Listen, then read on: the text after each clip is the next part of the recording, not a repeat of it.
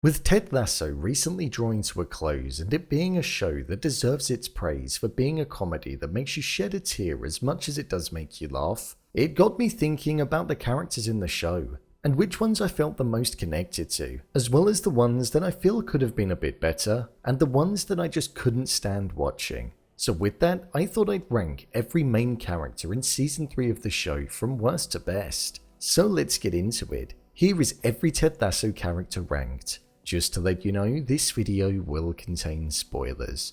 Number 24, Edwin Akufo. I almost don't need to justify why, but Edwin Akufo definitely deserves to be in last place on this list. As an individual who prevented Sam Obisanya from joining the Nigerian national team for many years, and also trying to create a Super League, this character was not likable in the slightest, which was intentional. So the performance was good, but he was an individual who only ever had bad intentions. Number 23, Ruprt. For a similar reason, Ruprt has also found himself at the bottom of this ranking, for the pain and suffering that he constantly tried to put Rebecca through, the way that he treated everybody around him, and also the ego that he had. It contributed to him being the type of character that you never rooted for, and you only ever wanted to see his demise, which we did happily see in the season finale. Number 22, Dr. Jacob. Dr. Jacob was at the source of Ted's problems. With him being with Michelle, it was the reason as to why Ted was even more fearful of being away from Henry. We didn't see much of him, but what we did, he didn't come across as the most likable individual. Plus, it was a bit strange that he would start dating somebody who he was once giving couples therapy to. Number 21, Michelle. Michelle is a character that doesn't come across as the most empathetic or sympathetic. Considering that she was married to Ted and was the mother of their child, it didn't feel like she was ever truly there for him or was offering an ear. Going off with your marriage counselor is something that is also a bit odd and goes against the character. Number 20, Shandy. Now this was an unlikable character. Shandy just felt like she was extremely arrogant and over the top in a lot of things that she did. She caused a lot of problems for Keeley at the company, and she showed her true colors when she was fired by Keeley, although I suppose she did go on to have the last laugh. Number 19, Jack Danvers.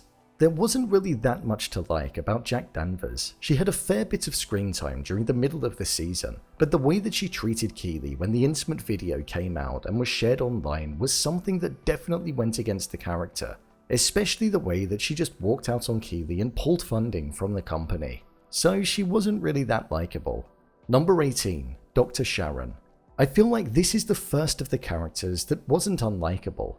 Dr. Sharon just wasn't really in the show that much this season, quite literally the first and last episode, with a brief call in the middle, so there just wasn't that much to go off this time round, so that's why she ended up at this position in the ranking. Number 17, Jade. Jade is a character that I'm very on the fence about. I liked how she was with Nate and that she was what helped him see the light and ultimately repaired his relationship with Ted, but I wasn't really a fan of how blunt she was as an individual. I also found it a bit odd the way that the character was so blunt with Nate for the entirety of the time that they'd known each other. But then, out of the blue, she wanted to be romantically engaged with him, so for that reason, she's towards the bottom part.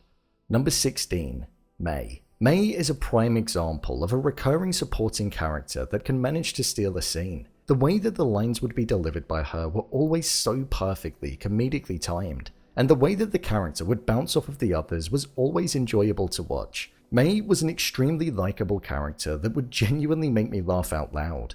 Number 15, Zorro. Zorro, Van Damme, or whatever he'd like to be called. I'd say he was a very consistent character that had moments embedded throughout the show that would make me laugh. He only really ever had one-liners, but he served his purpose well. Number 14, Danny Rojas. For the same reason as Zorro, Danny Rojas sits at around the same point. However, due to slightly more screen time, I feel he's become a bit more of an iconic character in the show. Number 13, Zava. I was a big fan of Zava in season 3 of the show. He was a Zlatan-inspired character that brought a lot of laughter, and moments that really did provide a sense of familiarity. Plus, his importance to the plot was something that ultimately meant that Jamie was able to repair his relationship with Roy, because he wanted to be better than Zava. Number 12, McAdoo. Isaac's emotional yet hard front is something that became synonymous with the character. He was definitely an iconic member of AFC Richmond. We also got some great moments in this season too, where we saw that he was in support of Colin when he found out that he was gay, sticking up for him on the pitch, but also in being hurt by the fact that he felt as though he couldn't help him. Number 11, Sam Obisanya. Sam had some great screen time in season 3 of the show, and the happy, friendly, smiley individual who seems as though he cares a lot for others was something that was so present. All of those reasons are why he sat in the top part of the ranking. Number 10, Colin. I thought Colin was a character that really stepped up in season 3 of the show, and we got to see a lot more of him. I feel we saw some great moments that he was involved in, such as when he came out to the team, when he had his in-depth conversation with Trent, and also his growth in becoming a player that was constantly starting, rather than coming on off the bench. I was a big fan of Colin in this season. Number 9, Keeley. Keeley had quite a few stories in season 3. She was the subject of a love triangle between Roy and Jamie. She had the video that was shared online. There was the development of her business, and there was also the relationship that she had with Jack Danvers. It was great seeing Keeley become more of an independent individual in this season, and highlighting that she didn't actually need to be with anybody to be a happy individual. We saw some great moments between her and all of the other characters, but none more so than with Roy. A relationship that I did want to blossom and to be rekindled, so it's a shame that it didn't, but Juno Temple did a great job in this role. Number 8, Leslie. Even though Leslie doesn't have the largest role in the development of the plot of the show, his presence is always so good. He comes out with some great lines that always make me laugh. The sometimes untimely things that he says always disrupts the mood, but in the most hilarious way possible. Number 7, Nate. Nate was a great character in this season of the show.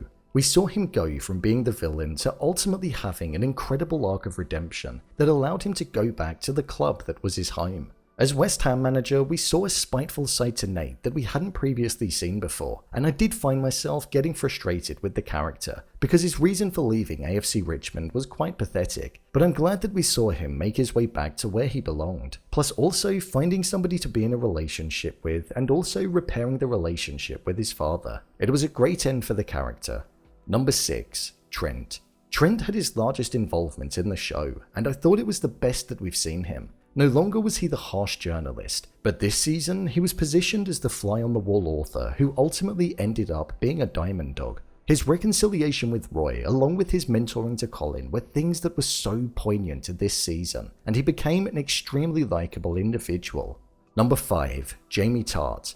So now we're in the top 5. Jamie Taart had his best season of the show. We saw a character mature, grow, develop, and I would say become more human. He cared for others and started to empathize with individuals. All of the development off of the pitch was also something that happened on the pitch too, as he became the star man of the team, following Zavo leaving the team. His friendship with Roy was something that was key to this season, and watching the former enemies become friends was one of the more interesting elements of the show. Jamie became the type of person that I felt we'd never see him as, so it was incredible to watch develop. Number 4, Coach Beard. Coach Beard's craziness is something that truly makes him a one-of-a-kind character. He's an incredibly weird and quirky character that had some real touching moments amongst the chaotic humor. For example, when he was with Henry and helping him with how he was feeling about his father. And also when he went to Nate's apartment and said how he was welcome back at the club. Coach Beard would not be as good of a character if Brendan Hunt didn't play him, or have the connection with Ted and Jason Sudeikis, so their relationship is something that really does allow the best parts of this character to shine. Number 3, Roy Kent. What I really liked about Roy Kent in this season was that we got to see beyond the layers and the front that is often put up. The monologue in episode 2 is something that really does stick in my mind and was one of his best moments. His harshness and bluntness is truly one of a kind, yet there is a certain relatability with the character. His easy frustrations, yet the deep sense of care that he has for people, such as the feelings that he has for Ted, Keeley, Jamie, and his niece. He's definitely one of the funniest characters, and Brett Goldstein made this character feel all too real. Number 2, Rebecca. Rebecca definitely deserves to be at number 2. Hannah Waddingham has really allowed this character to shine throughout the entirety of the show. The journey and development that she went on since the beginning has been incredible to watch. The hard-faced, unapproachable, yet soft, kind, and loving individual really came out at the end. It was great to see her finally move on from Rupert and realize that she could live her life without trying to get one over on him. And it was also so good to be able to see her get her happy ending, in finding somebody that she had a real connection with, whilst also being able to be a mother. Her non-romantic connection, yet deep love and care for Ted was something that was beautiful to watch. They were two individuals that were both cut from the same cloth, and they gave each other the support that they needed, showing just how valuable they were for one another. Number 1. Ted. I don't think this was ever going to be a surprise. The character that's come in first place on this ranking and the best character in the entirety of the show is none other than Ted Lasso. Ted is such a relatable character, and his kind heart is what ultimately makes him the best in the show. He sees the good in people, cares deeply for them, and you truly felt the pain that he was feeling when he was upset and hurt. The balance of humour, comedy, yet heavy subjects that Ted would be going through really allowed him to feel human and connect with all of the viewers through the screen. There's an ounce of us in Ted, and there's also an ounce of people that we know inside of Ted too. He's the good in people, and he was the prime example of showing that an underdog can reign supreme, even if they don't win the whole thing, because all you have to do is believe. Ted deserves to be number 1 on this list, and he is truly the best character in this show, and arguably one of the best characters created for a show in a long while. So, there you have it, every Ted Lasso character ranked.